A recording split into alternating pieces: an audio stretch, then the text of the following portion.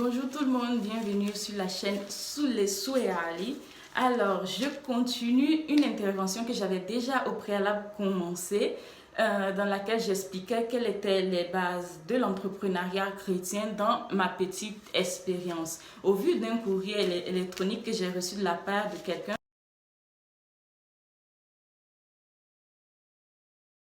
donc je viens pour répondre, et vu que je trouve que la question est assez vaste à traiter, je préfère m'y prendre par une série de petites vidéos. Voilà.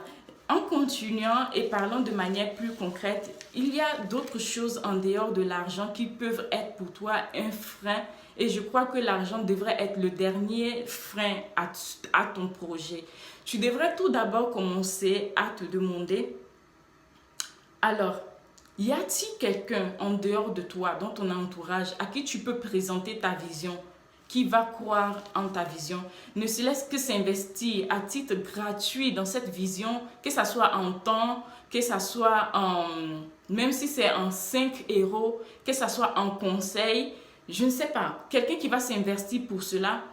Y a-t-il quelqu'un qui va s'intéresser? Ça, c'est une preuve, un test que tu dois d'abord passer, à faire passer à ton projet avant de vouloir te lancer. Si tu vois que personne n'est intéressé, c'est vrai, il y a des cas où personne n'est intéressé parce que voilà, ils ne comprennent pas encore ta vision, mais c'est important de se confronter au conseil aussi autrui et néanmoins garder un bon discernement et un œil très orienté sur son travail parce qu'on risque aussi de se faire balader par excès de conseils. Mais de ces personnes avisées qui ont un conseil remarquable et un impact non négligeable dans ta vie, que peux-tu faire en leur présentant le projet? Qu'est-ce qu'ils vont dire? Comment ils vont t'orienter? Seront-ils capables de s'investir un tout petit peu?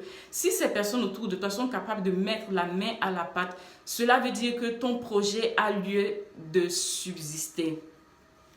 La chose importante sur laquelle je retourne toujours, c'est les compétences. Je le dis et je le répète, nul n'est compétent en dehors de ses connaissances. Ok? Donc, il faut accroître son niveau de connaissances. Il y a un livre qui s'appelle L'homme le plus riche de Babylone. Et dans ce livre, le concept de base est: ne vous investissez pas dans un business que vous ne maîtrisez pas, au risque de perte. Donc, avant de se lancer dans le business, avant de se lancer en entrepreneuriat, connais-tu réellement les failles du système dans lequel tu veux rentrer, les qualités, les avantages, les stratégies marketing concernant la vente ou l'entrepreneuriat ou le business ou le service que tu veux fournir à autrui? C'est très important. Le risque est que si tu ne connais pas, tu risques de t'écraser peu après avoir commencé et avoir des grosses pertes. Et pas seulement les pertes, parce que l'argent, ça va et ça vient. Mais oui, parce que l'argent va et vient. Mais le problème, c'est l'impact que cette perte peut avoir sur ton moral. L'impact que cette déception, cette faillite peut avoir sur ton moral d'entrepreneur. Voilà ce qui est aussi important.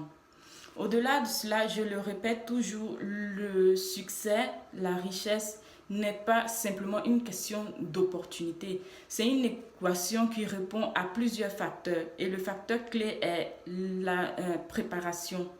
Et pas n'importe quelle préparation, la préparation adéquate. Quand on parle de préparation adéquate, on parle d'une formation spécifique dans son domaine. Raison pour laquelle un entrepreneur réussi est un bon autodidacte. C'est-à-dire, il est toujours et constamment en train de se former, toujours et constamment en train d'apprendre.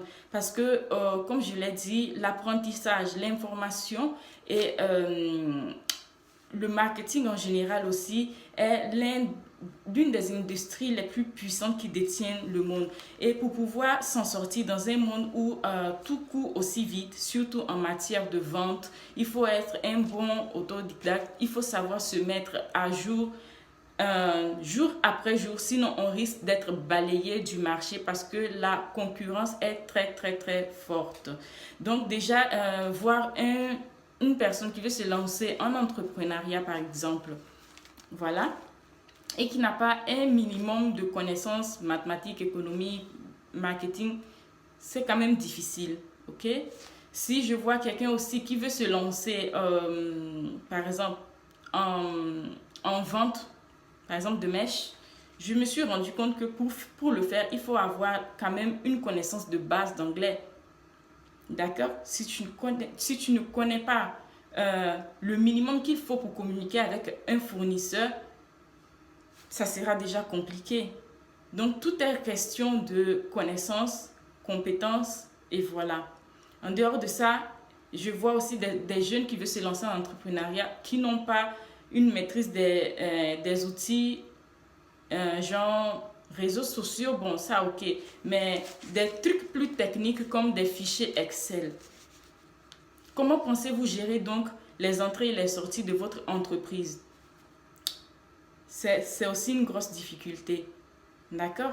En outre de ça, il faut aussi tenir compte des paramètres qui rentrent en jeu parce que il ne suffit pas simplement de vendre, mais l'entrepreneur réussi est une personne qui est capable de vendre son service à plusieurs.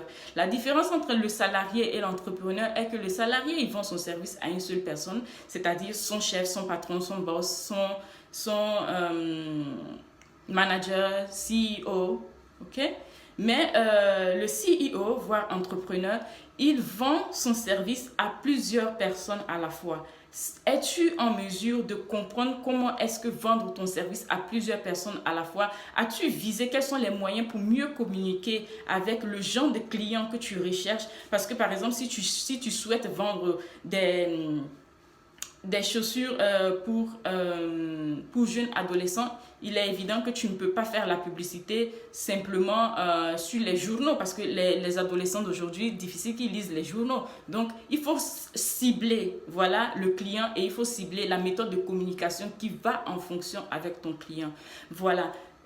On aura moyen de continuer voilà, cet entretien et cette réflexion ensemble dans une prochaine vidéo et j'espère que pour l'instant j'ai pu être assez claire dans mes suggestions et j'ai pu répondre à quelques des points qui pouvaient te passer dans la tête lorsque tu m'écrivais ce courriel électronique. À très bientôt pour une prochaine réflexion. Au revoir.